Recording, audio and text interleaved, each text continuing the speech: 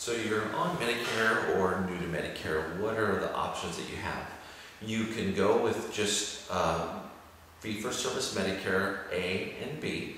Then you'd be responsible for the 20% that Medicare doesn't cover. You could also go to a Medicare Advantage plan, of which there are HMOs and PPOs. The third option you have is you could go to a Medigap supplemental insurance policy. And then depending on if you're currently under a health plan with an employer, sometimes the best option is to stay under that, have Medicare be your primary and have that be your secondary. On that option, it just depends on how much of the premium is being picked up by your employer. Having Part A and B only is an option. The problem that happens with that is Medicare will cover 80% of all Medicare approved services. There's co-insurance, there's deductibles that are associated with Medicare A and B.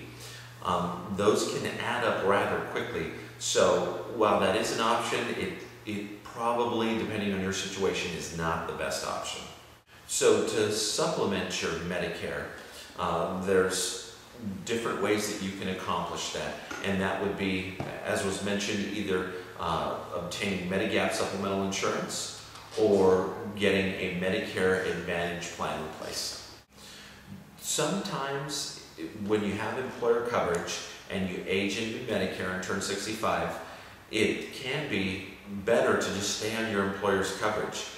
That's something that we'll need to talk about and look at, because depending on the medications you're taking, depending on the premium that you're paying or your employer's paying, depending on the benefits of the plan you're on, your work plan, it may be advisable to stay on that plan and delay getting on a Medicare plan.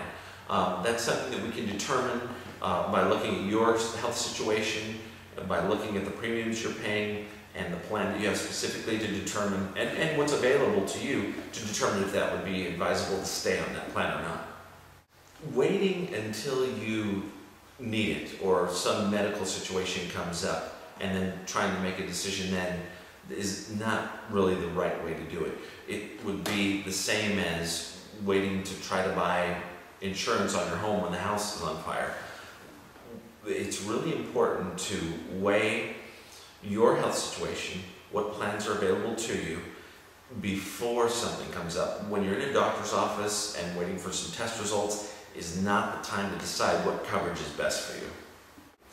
Well, that's where we come in, is we offer an unbiased, free review of your health situation, what you can afford, what's available to you in your county, your zip code, because by doing that and being more of a neutral third party, we're just here to help you kind of weed through all the advertising and all the phone calls, all the packages that you're getting delivered in the mail, so that you can determine what is the best plan for you. We don't charge anything for what we do. It's a free service so that we can just help you to determine what is going to be the best plan for you.